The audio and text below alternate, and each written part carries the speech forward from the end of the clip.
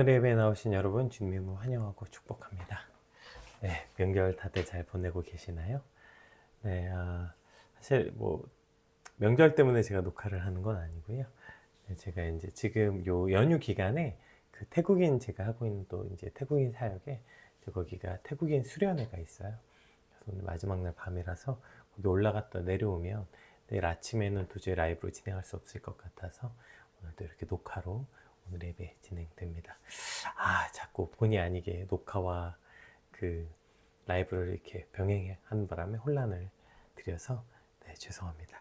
가능한 최대한 통일된 폼으로 예배할 수 있도록 그렇게 노력해 보겠습니다. 그래도 여러분 조금만 양해해 주시고 또 그냥 링크 제가 보내드리는 거 주로 보고 들어오시니까 그거 눌러서 사실 들어오시면 그게 큰 차이는 없으니까 또 마음 어렵지 않게 같이 예배해 주시면 감사하겠습니다. 오늘 우리에게 주신 하나님의 말씀 함께 살펴보겠습니다. 느헤미야 9장 9절에서 18절까지 말씀입니다.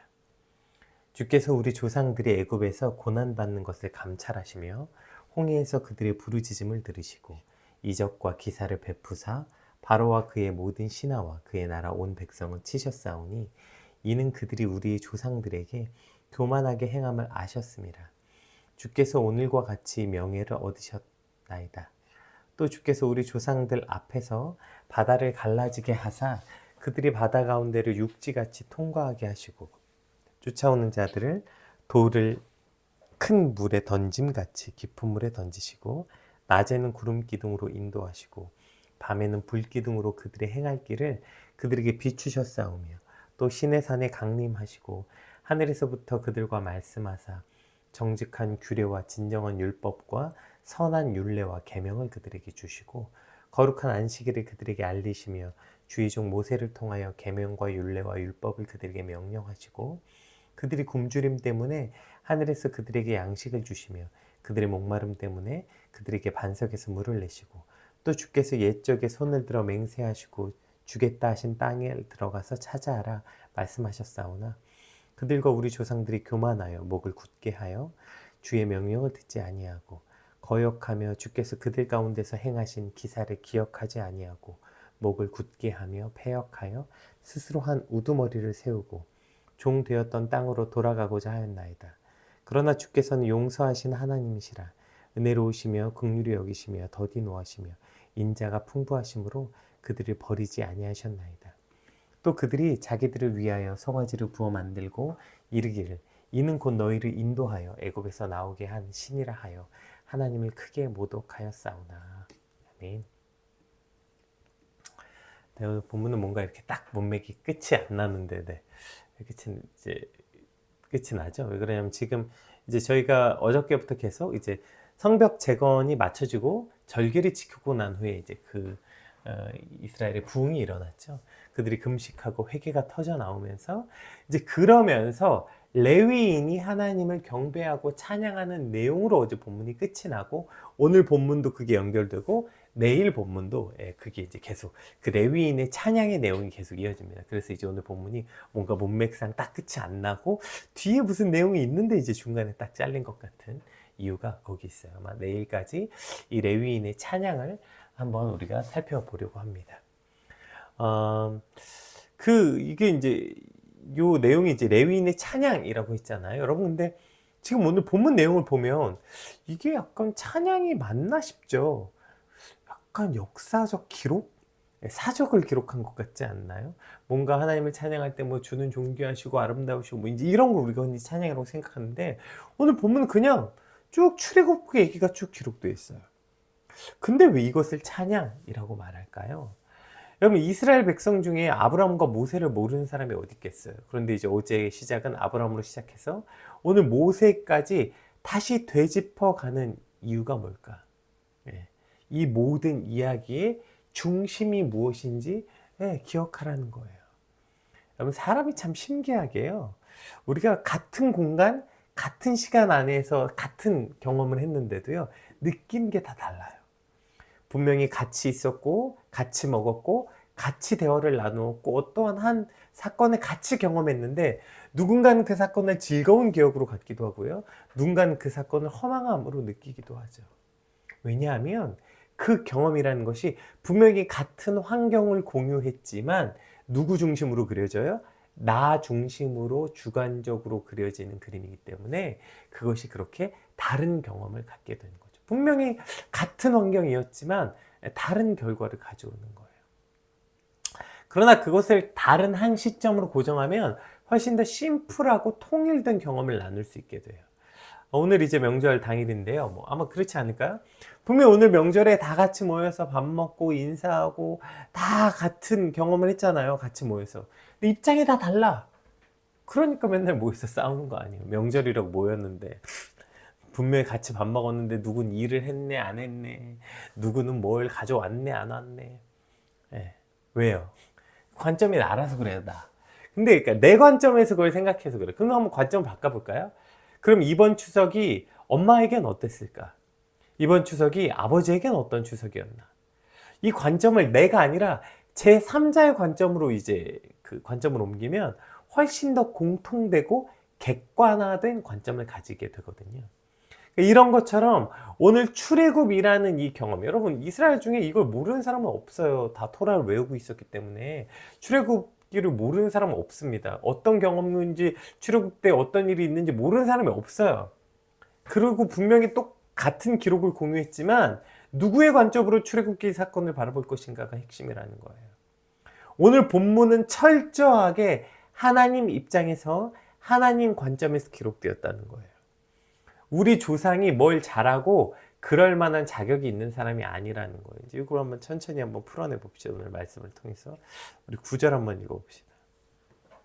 주께서로 시작해요. 이미 시작해. 주께서 우리 조상들이 애굽에서 고난받는 것을 감찰하시며 홍해에서 그들의 부르짖음을 들으시고, 주께서 애굽에 고난받는 것을 감찰하시고 부르짖음을 들으시는 것으로 출애굽이 시작됐다는 거예요. 무슨 이스라엘 백성이 뭐가 어쩌고 저쩌고 뭐 자격이 있어서가 아니라 그냥 아무 자격도 없는 이스라엘을 하나님의 긍휼하심과 사랑으로 출애굽이 시작됐다고요.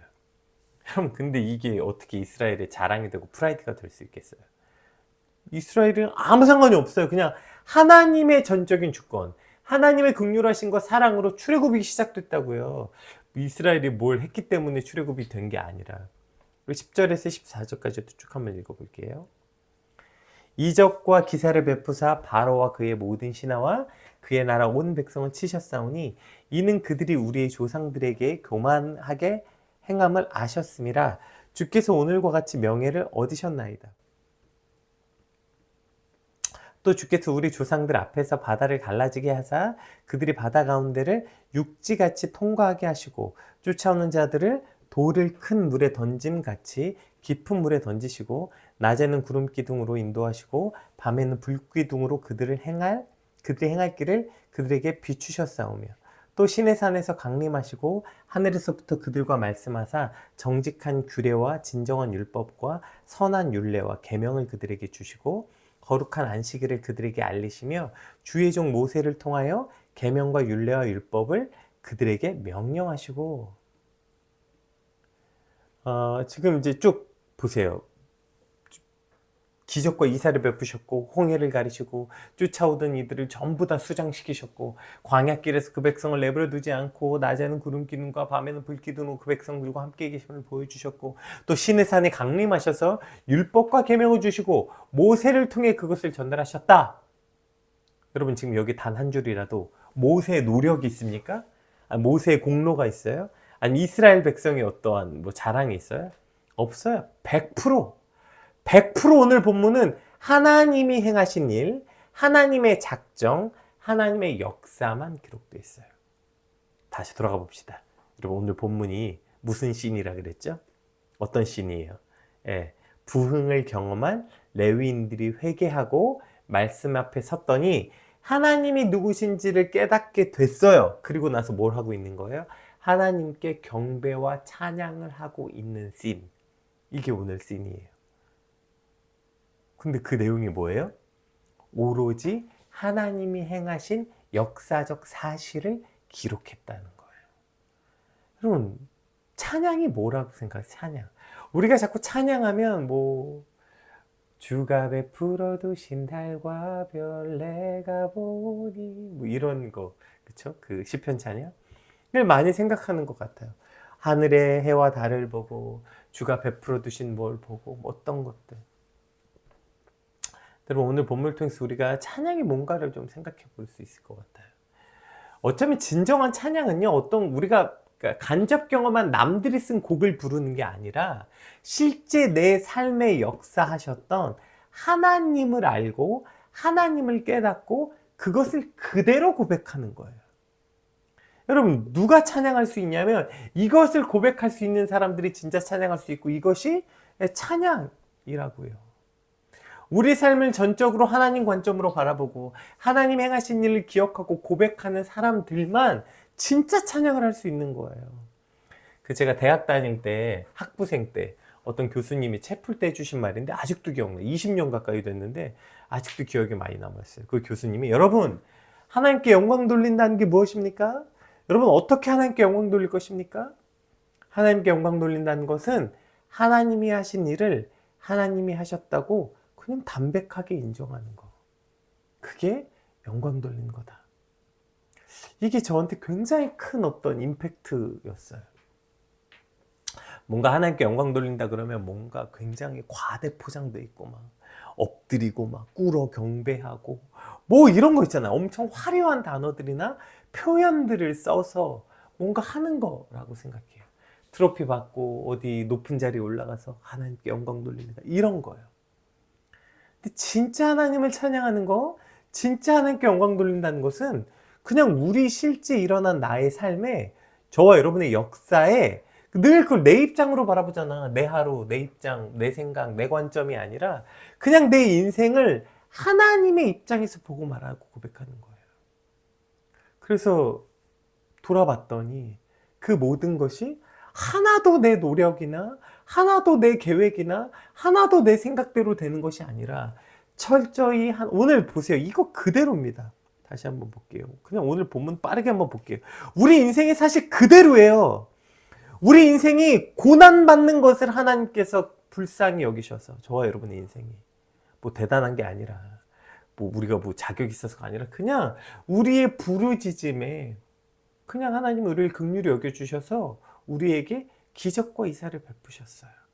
그렇게 우리를 쭉 인도하시면서 눈앞에 바다가 나오면 바다를 가르시고 또 우리를 쫓아오는 대적들을 그 바다에 던지시고 그 황무지 같은 광야에 낮에는 구름 기둥과 밤에는 불 기둥으로 얘야 내가 네 곁에 있단다 보여주시고 함께 하심을 알게 하셨고요.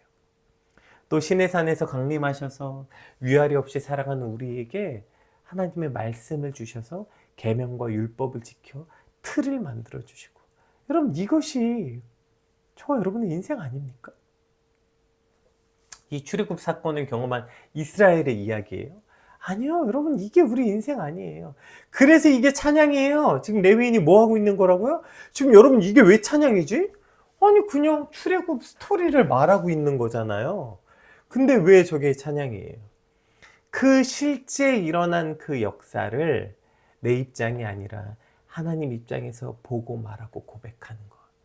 여러분 이것이 어쩌면 진짜 진정한 찬양, 깊은 깊이로서의 찬양이라고요. 여러분 오늘 우리 단 하루만이라도 해봅시다. 이걸 뭐 평생 해야 되는 거지만 좀 단 하루만이라도 해보면 좋을 것 같아요. 특별히 명절이 되면 참 말도 많고 탈도 많죠. 내가 한 노력, 내가 한 고생, 명절에 음식도 해야 되죠. 뭐 친척들 뭐 이것도 해야 되죠. 저것도 해야 되죠. 돈도 써야 되죠. 제발 여러분 내가 한 것들 좀 제발. 여러분 내가 한 것만 기억하는 사람은 절대로 찬양할 수 없어요. 하나님을. 내가 한 걸 기억하는 사람이 어떻게 하나님을 찬양합니까? 하나님은 어떤 사람이 찬양할 수 있어요? 하나님이 하신 고생, 하나님이 하신 노력, 하나님이 행하신 놀라운 일들, 이것을 하나님의 관점으로 볼 수 있는 사람이 하나님을 찬양할 수 있습니다. 오늘 단 하루만이라도 좀 해봅시다. 오늘 단 하루 가운데 내가 한 노력, 내가 한 고생, 내가 한 거 말고 오늘 하루 가운데 하나님이 하신 일, 하나님이 베푸신 일들에 대해서 고백해 보자고요. 여러분 그것이 가장 아름답고 귀한 찬양이 될 줄 믿습니다. 우리 15절에서 오늘 본문 끝까지 한번 또 읽어볼게요. 그들의 굶주림 때문에 하늘에서 그들에게 양식을 주시며 그들의 목마름 때문에 그들에게 반석에서 물을 내시고 또 주께서 옛적에 손을 들어 맹세하시고 주겠다 하신 땅을 들어가서 차지하라 말씀하셨사오나 그들과 우리 조상들이 교만하고 목을 굳게 하여 주의 명령을 듣지 아니하고 거역하며 주께서 그들 가운데서 행하신 기사를 기억하지 아니하고 목을 굳게 하며 패역하여 스스로 한 우두머리를 세우고 종되었던 땅으로 돌아가고자 하였나이다. 그러나 주께서는 용서하신 하나님이시라.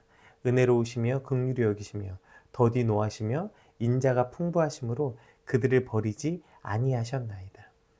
또 그들이 자기들을 위하여 송아지를 부어 만들고 이르기를 이는 곧 너희를 인도하여 애굽에서 나오게 한 신이라 하여 하나님을 크게 모독하였사오나. 지금 이제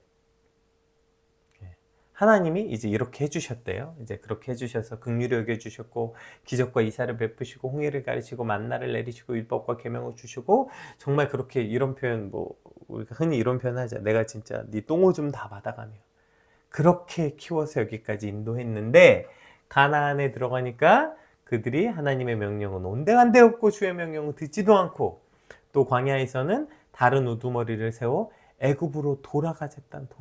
애굽으로. 정말 최악이죠. 그들이 여기서 애굽으로 돌아가면 그동안 하나님이 행하신 모든 일을 부정하는 거잖아요. 네. 또 18절에 자기들을 위해서 송아지 만들고 우상을 섬기고 이런 일을 행했다는 거예요. 여러분 이거 지금 누가 고백하고 있는 거예요? 그의 후손인 레위인. 그 레위인이 지금 뭐 하고 있는 거라고요? 찬양하고 있는 거라고 있잖아요. 찬양하고 있는 거. 그러니까 이거 오늘 레위인의 찬양은 굉장히 특이합니다. 우리가 생각하는 어떠한 그 기본적 찬양의 개념과 조금 다른, 아니 훨씬 더 깊은 찬양이 아닌가 싶어요. 자, 지금 뭘 고백하고 있어요? 자기들의 허물을 고백하고 있어요. 전혀 포장하지 않고요. 그냥 자신들의 조상들의 허물을 있는 그대로 저 배은망덕함을 고백하고 있다고요. 하나님의 하나님 되심을 고백했죠. 앞에는 하나님의 행하신 일을 쭉 기억했고 그 다음에 두 번째 나의 나됨을 고백하는데 나의 나됨이 뭐예요? 배은망덕한 자, 본질상 진노의 자녀, 구제불능의 죄인. 그게 바로 나라는 거예요. 누가 하나님을 찬양할 수 있냐? 자신의 죄를 조금도 미화하거나 외면하지 않는 자, 자신의 죄를 그대로 받아들이고 인정하는 자, 그 고백이 하나님을 향한 찬양이 된다는 것입니다. 근데 여러분 자꾸 이게 남의 다리 긁는 것 같이 우리 스스로의 어떠한 죄악들을 미화하고 자꾸 그럴싸한 또 그 뭐죠? 방어 기제가 또 발동돼가지고 뭐 그럴 수밖에 없었네 저때네 이렇게 하는 우리 신앙 가운데서 여러분 어떻게 하나님을 찬양할 수 있겠습니까? 왜 자신의 죄를 미워하지 않고 외면하지 않는 자가 하나님을 찬양하냐면 17절 다시 한번 봅시다. 자신의 죄를 깨닫고 아는 자만 이런 고백을 할 수 있는 거예요. 거역하며 주께서 그들 가운데 행하신 기사를 기억하지 아니하고 목을 굳게 하여 패역하여 스스로 한 우두머리를 세우고 종 되었던 땅으로 돌아가고자 하였나이다. 이거 뭐예요? 이거 배은망덕에다 구제불능 아닙니까? 그러나 주께서는 용서하시는 하나님이시라 은혜로우시며 긍휼히 여기시며 더디 노하시며 인자가 풍부하심으로 그들을 버리지 아니하셨나이다. 아멘. 왜 자신의 죄를 인정하고 고백하는 자만 찬양할 수 있는지 아시겠죠? 그걸 깨닫는 자만 이런 고백을 할 수 있는 거, 이런 고백. 우리는 그렇게 구제불능이고 패역해서 최악이었는데 그러나 주는 우리를 용서하시고 은혜로우시고 긍휼히 여기시고 더디 노하시고 인자가 풍부하셔서 우리를 버리지 않으셨습니다. 이 가슴 절절한 고백, 이 고백을 할 수 있는 거예요. 어떤 자만 자신의 죄를 온전히 아는 자에게서만 여러분 이러한 고백이 나오는 것입니다. 오늘 정말 하나님 자꾸 우리는 자꾸 핑계대. 그쵸? 이건 이래서 그랬고요. 이건 저 사람이 먼저 잘못했고요. 이건 저랬고요. 이랬고요. 아니요. 하나님은 우리 가운데 이러한 역사를 베푸셨지만 그러나 나는 그것을 모른 척했고요. 심지어 하나님 말고 다른 우두머리를 세워서 다시 그 죄악의 땅으로 돌아가고자 했고요. 심지어 우상을 세워서 그것을 하나님이라고 절했던 정말 본질상 구제불능인 주님 나를 발견합니다. 그러나 그것을 발견하면 동시에 뭘 발견해요? 그렇게 해서 내 의로서 구원받을 수 없어 처절하게 절망한 우리에게 한 의가 나타났으니 그 의로 말미암아 구원을 얻게 하시는 그 놀라운 한 의가 누구예요? 예수 그리스도시죠. 내가 구제불능이라서 내가 답이 없어서 율법을 지키고 노력하고 애쓰는 걸로는 여러분 우리 인생에 답이 없어서 예수님 오신 거 아니에요. 그러니 그 예수님을 더 철저하게 붙잡으려면 그 예수님께 저 찬양과 고백을 올려드리려면 철저한 죄인임을 깨달아야. 근데 우리가 적당히 죄인이라고 생각하니까 적당히 찬양한다고요. 온전한 찬양이 안 돼. 그러나 철저하게 망가진 우리의 죄를 깨닫는 자들만 정말 철저하게 엎드려 그 주님을 마음을 다해 찬양할 수 있게 되는 것입니다. 오늘